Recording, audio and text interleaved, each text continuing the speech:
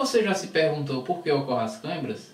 Quando você acorda pela manhã que está com aquela dor insuportável que você não consegue nem mover a perna, não consegue de jeito nenhum e aquela dor insuportável. E vem a seguinte pergunta: o porquê ocorrem as câimbras?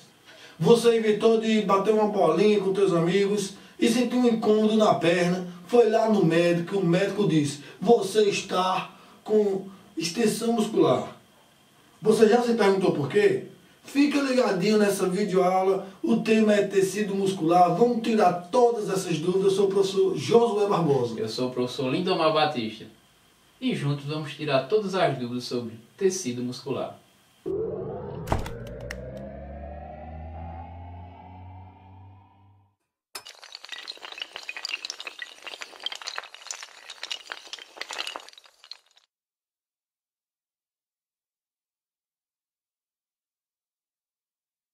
Tecido muscular tem a origem mesodérmica. Eu sei que você já deve ter ouvido falar sobre os tecidos embrionários. Então, a parte muscular, o tecido muscular, ele tem a origem mesodérmica. E suas células são mais conhecidas como fibras musculares.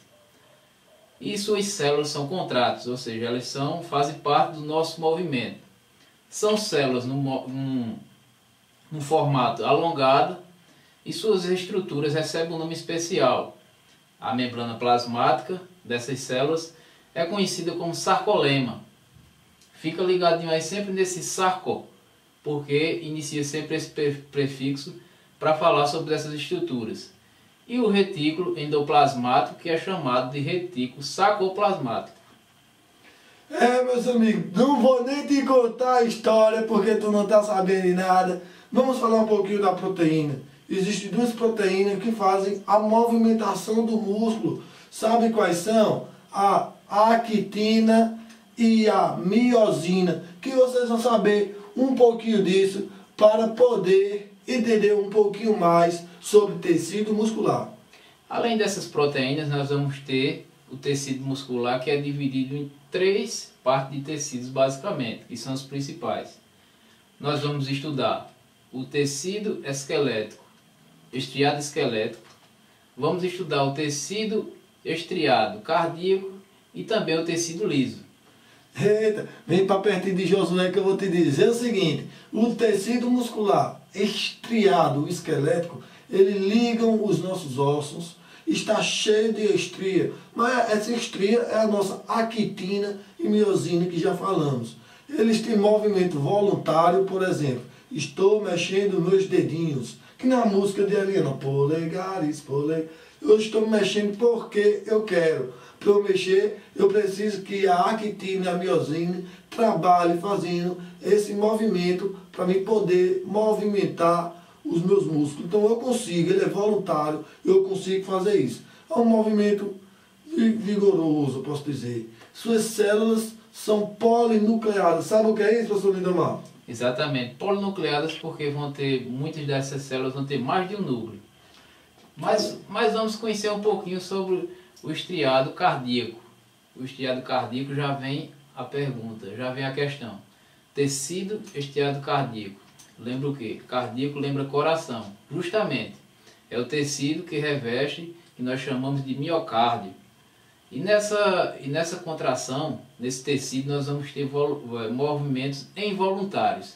O que é movimentos involuntários? Você já parou para pensar que você não precisa pensar para que seu coração ele bata, para que tenha esse movimento?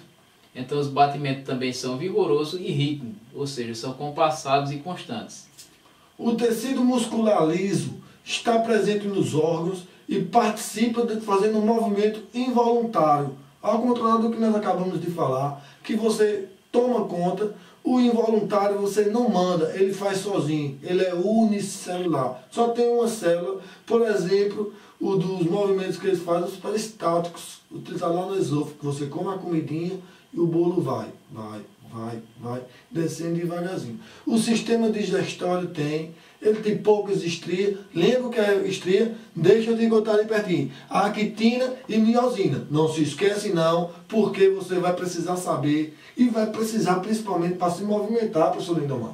Exatamente. No início da videoaula a gente entrou com um questionamento falando sobre a contração muscular e falando sobre um probleminha que acontece quando tem um estiramento, ou seja, é um defeito, né, nessa miosina e actina que ocorre, onde esse tecido ele estica, essa proteína ela estica e não consegue voltar, então é um estiramento muscular. E para a gente aprender sobre essa função, a gente tem que conhecer um pouquinho sobre a contração muscular para que a gente consiga entender esses dois processos. Então, para que um movimento ele ocorra, principalmente no tecido muscular, primeiro vai ter que ocorrer um impulso nervoso. Ou seja, para que eu faça esse movimento, primeiro eu tenho que pensar. Então, quando eu penso, vou gerar um impulso nervoso, que vai chegar até a junção muscular e vai ter uma liberação de neurotransmissores. E que neurotransmissores são esses? Acredito que o aluno já aprendeu, já viu falar sobre a acetilcolina, que são neurotransmissores. Eles vão se ligar ao retículo sarcoplasmático, onde vai ocorrer uma despolarização pelo influxo de sódio. O sódio vai fazer com que haja uma despolarização, e essa despolarização ela vai se encaminhar pelos túbulos T, fazendo o quê? Fazendo com que haja a liberação de cálcio. É isso mesmo, para que ocorra a contração muscular é muito necessário cálcio. Esse cálcio vai fazer o quê nessa contração muscular? Vai fazer com que as fibras, com que as proteínas actina e miosina, que a gente falou no início da aula, elas fiquem expostas. Quando elas ficam expostas, a miosina você já pode fazer a analogia que ela fica no meio, e a actina ela desliza sobre a miosina, fazendo com que ocorra a contração muscular. Então, e fica aí a aula de contração muscular para que você não esqueça como ocorrem essas contrações musculares. No momento que o seu organismo não libera o cálcio para a actina e miosina poder se movimentar uma com a outra, vai acontecer, se tiver longe, o estiramento muscular, que nós acabamos de falar no início da aula, e se por acaso ela não vir e ficar junto, vai ser a cãibra. Então a cãibra, meu amigo, não tem nada demais. É simplesmente falta de cálcio no seu organismo. Toma aí um copão de leite todo dia, que eu garanto que nunca mais você vai ter. Deixa eu te dar uma dica boa. Acessem aí nosso blog www.motivagente.com, inscreva no nosso canal e vem aí uma pergunta para você ver como é cobrado nos concursos e nos vestibulares. Eita, perguntinha do G1, a Rede Grupo tá bombando no meu conteúdo.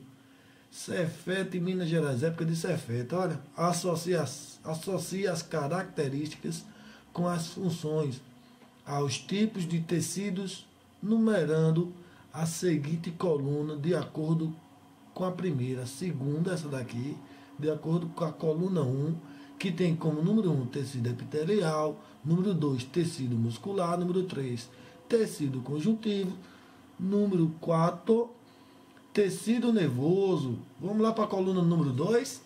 Vamos ver aqui a primeira questão da coluna número 2. Transmissão de estímulos. Transmissão de estímulos a gente já sabe que é tecido nervoso. Então a primeira colunazinha aí, o número 4. Tem por função proteger secreção e absorção.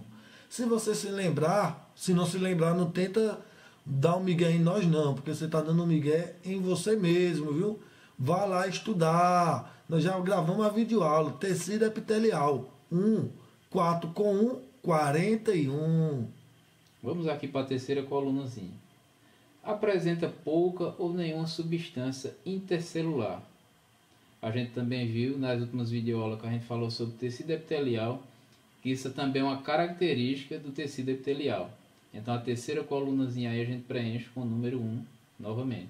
A quarta coluninha fala tecido vascularizado com grande variedade de célula. É o que? É o que? Nós já falamos também, tecido conjuntivo, número 3. Vamos para mais uma perguntinha. Possui a propriedade de contração e distensão de suas células. Ora, quando a gente vê aí essa característica, como nós estudamos aí na videoaula, Claro que é tecido muscular, então a gente preenche essa coluninha aí com o número 2. Produz célula com capacidade fagocitária. Eita, que nós falamos, tá fagocitando. Chuta, chuta, chuta. Não, chuta não. Responde de certeza que você é aluno Motiva Gente e vai colocar 3 lá. Tecido conjuntivo. Por isso a sequência correta é a letra. Letra D, com certeza. Nós vemos aí a sequência como pede aí no enunciado. Então, primeiro 4, 1, 3, 2 e 3. Letra D de dado, é a letra correta.